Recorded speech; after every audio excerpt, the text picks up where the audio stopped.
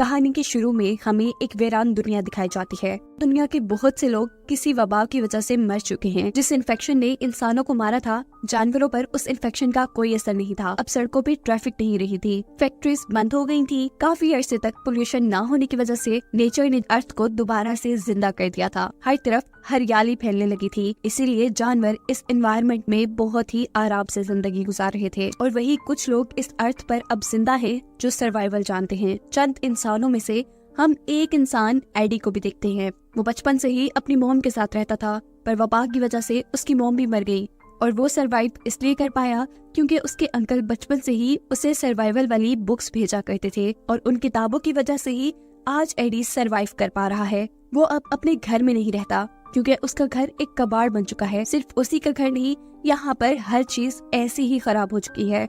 वो अपने घर के बाहर एक छोटे से बंकर में रहता है। उसके पास खाने पीने का कुछ सामान तो है, लेकिन ये ज्यादा लंबे अरसे तक नहीं चलने वाला। इसीलिए वो हर रोज अपनी साइकिल पर बैठकर आसपास के इलाके में खाने और जरूरत का सामान ढूंढने के लिए जाता है। और इस काम के दौरान घरों के अंदर डेड बॉडीज का मिलना उसके लिए आम बात हो चुकी है। एडी भी अपने इलाके में रहने वाला एक अकेला इंसान है और उसने अपना सारा इलाका छान लिया है। उसके इलाके में उसकी जरूरत का सामान जैसे अब खत्म हो चुका है। उसके पास सिर्फ एक साइकिल है। वो ज्यादा दूर भी नहीं जाना चाहता क्योंकि उसे डर है कि अगर दूर जाने पर उसे कोई इंसान मिल गया तो शायद वो भूख के मारे उसे ही न मार कर खा ले। एडी बेचारा अपनी जिंदगी से बहुत ज्यादा बोर हो चुका था। वो टाइम पास करने के लिए मोबाइल भी नहीं चला सकता था क्योंकि दुनिया में बिजली भी नहीं रही थी और ना ही बिजली बनाने वाले रहे थे। उसके पास जितनी किताबें थी उसने सारी पढ़ डाली थी और अब वो अपना टाइम पास करने के लिए गार्डनिंग करता है। काफी मेहनत के बाद वो थोड़ी सी सब्जियां उगा पाया था और इसीलिए वो बहुत ज्यादा खुश था। रात में वो चांद के नीचे लेटा होता है कि अचानक उसे कुछ अजीब आवाजें सुनाई देती हैं। वो डर कर अपने बंकर के अंदर वापस चला जाता है। सुबह होने पर रूटीन के मुताबिक उसने अपनी साइकिल ली और वो जरूरत के सामान की तलाश में निकल गया। उसे एक घर की छत पर छोटा सा सोलर पैनल मिला, जिस देख वो बहुत ज्यादा खुश हुआ।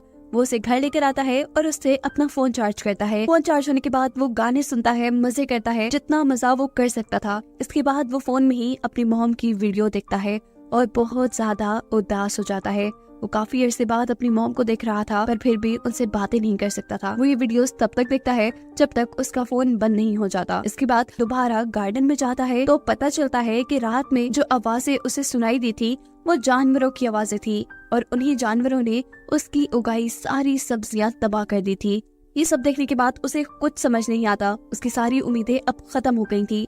वो अब इन सब्जियों के बीजों को इकट्ठा कर लेता है। वो इनसे दोबारा सब्जियां उगा सकता था, लेकिन दोबारा खाने के लिए इतने लंबे अरसे का इंतजार, ये सोच उसे बहुत ज्यादा गुस्सा दिला देती है और गुस्से में वो अपने ही पाँव पर कुल्हाड़ी मार लेता है। उसके जख्म से खून भी निकलने लगा था, जिससे इन्फेक्शन होने का खतरा उसके अंदर भी बढ़ जाता है। वो मर भी सकता था। इसीलिए वो अपनी सर्वाइवल की किताबों में से कुछ तरीके निकालकर अपने लिए मेडिसिन बनाता है और अपने जख्म पर लगाता है। रात में वो अपने अंकल और आंटी की फोटो देखकर सोचता है कि ये भी तो जिंदा होंगे, इनकी वजह से तो मुझे सर्वाइव करना आया है और वो तो कितने अच्छे से सर्वाइव कर रहे होंगे। वो अब सोचता है कि क्यों ना मैं भी इन्हीं के पास चला जाऊँ, ऐसी जिंदगी शायद थोड़ी आसान हो जाए। पर एक साइकिल के जरिए ये काम करना मुश्किल था। वो पहले एक पूरा प्लान बनाता है। एक रोड मैप के जरिए एक रूट डिसाइड करता है, जिसको फॉलो करते हुए वो अपने अंकल के घर तक जाएगा, जिसमें भी 2 हफ्ते का वक्त लग सकता है अगर सब कुछ सही रहा तो। ये रात अब उसके लिए बहुत मुश्किल थी क्योंकि उसे अपना घर छोड़कर जाना पड़ रहा था, जहाँ उसने काफी सारी चीजें जमा कर ली थी। खैर, अगली सुबह निकल जाता है। वो सुबह से शाम तक साइकिल चलाता था। रात होने पर टेंट लगाकर सो जाया करता था और जो उसके पास खाने पीने की चीजें थी उनका वो रास्ते में इस्तेमाल कर रहा था।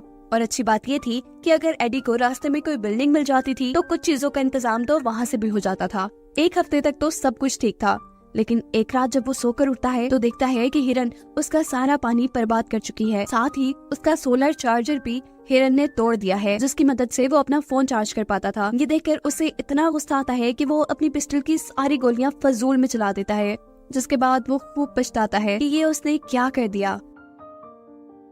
वो आगे बढ़ता रहा और रास्ते में उसे एक रिवर मिली, जिसे देखकर वो बहुत ज्यादा खुश होता है क्योंकि पानी का इंतजाम तो दोबारा से हो चुका था। पानी इकट्ठा करने के बाद वो वहाँ से निकला और एक कच्चे रास्ते के ऊपर चढ़ गया। साइकिल वो तेज चला रहा था। अचानक उसकी साइकिल डगमगाकर एक गड्ढे में गिर जाती है। ये गड्ढा कुछ चीजों से ढका हुआ था, जिसका साफ मतलब ये था कि किसी ने ये ट्रैप बनाया था। वो इस गड्ढे से बाहर निकलने की भी कोशिश करता है पर नाकाम रहता है। उसने बहुत से फायर क्रैकर जलाए कि कोई तो उन्हें देखकर उसकी मदद के लिए आएगा, लेकिन कोई नहीं आया। सुबह होने पर वो नोटिस करता है कि कोई उसे देख रहा है। एडी बगैर कुछ सोचे समझे उसके ऊपर गोली चला देता है। यहाँ जो इंसान थी वो एक लड़की थी और वो एडी की गोली से बच भी गई थी। ये लड़की एडी से कहती है कि तुम अपने हथियार मुझे दे दो, मैं तभी तुम्हारी इस गड्ढे से निकलने में मदद करूंगी। पहले एडी उसकी बात नहीं मानता, लेकिन जब उसे लगता है कि इसके अलावा उसके पास कोई और चारा भी नहीं है तो वो गन्स उस लड़की को दे देता है।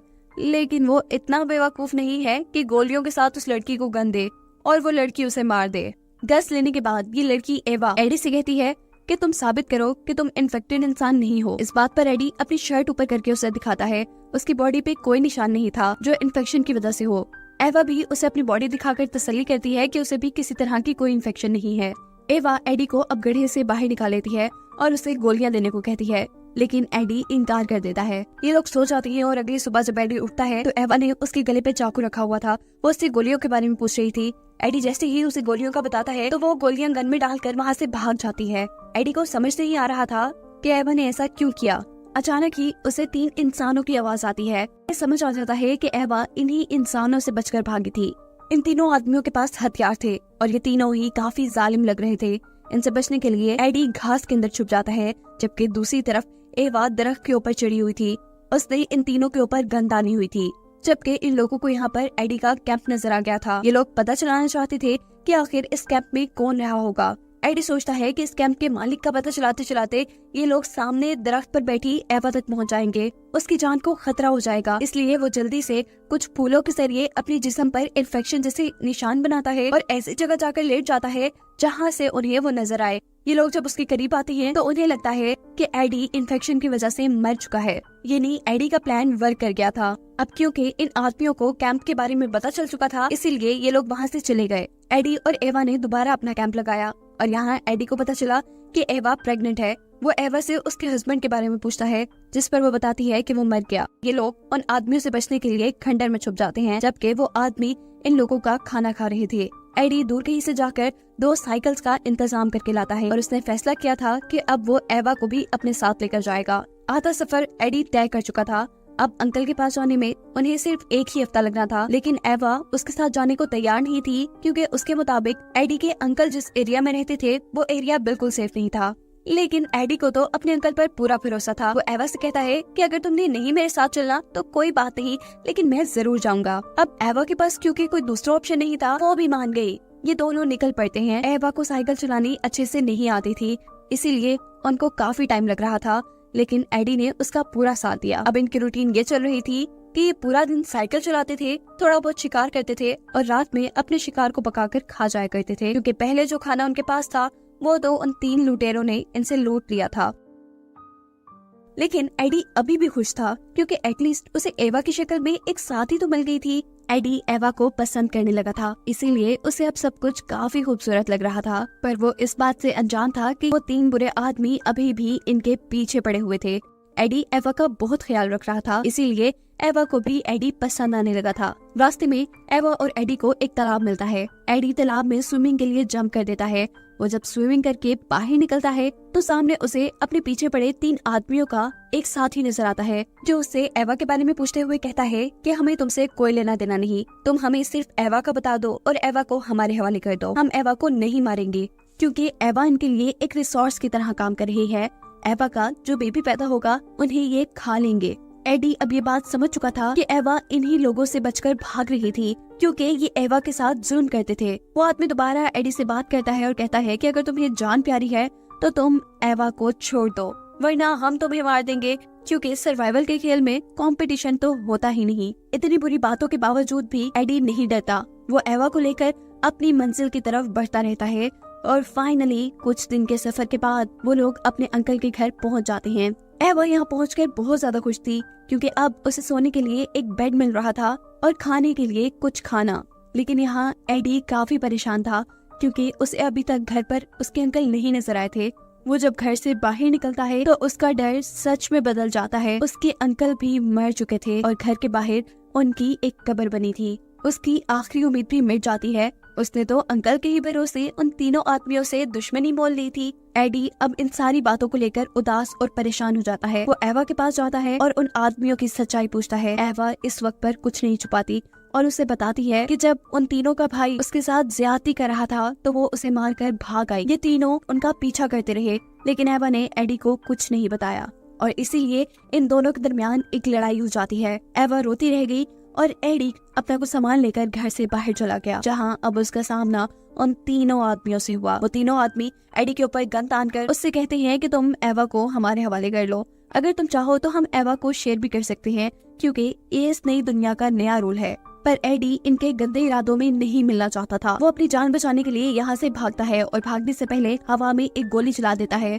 ताकि एवा जाग जाए और अपनी जान बचा ले। यहाँ एडी जो भागने की कोशिश कर रहा था, एक आदमी उसे पकड़ लेता है और इससे पहले कि वो एडी को मार देता, पीछे से कोई आकर इस आदमी को ही मार देता है। एडी की आंटी थी। अब बचे थे दो आदमी, जिनमें से एक एवा के पास पहुंच गया था और दूसरा इनको मारने के लिए इनकी तरफ भाग ही रहा था कि दरमियान में वो आंटी के लगाए एक ट्रैप के अंदर फंस जाता है और बेचारे की वही मौत हो जाती है। अब एडी और एडी की आंटी एवा को बचाने के लिए उनके पास जाती हैं, लेकिन दूर से एवा के पास खड़ा बुरा आदमी इनके ऊपर गोली चला देता है, जो एडी की आंटी के शोल्डर में लग जाती है। वो आदमी एक और गोली चलाकर एडी को न मार दे, एडी वहाँ से भागता है और मौके का फायदा उठाकर ये आदमी एवा के ऊपर अपना गुस्सा उतारने लग जाता है। वो उसके पेट पर जोर जोर से टांगे मारता है।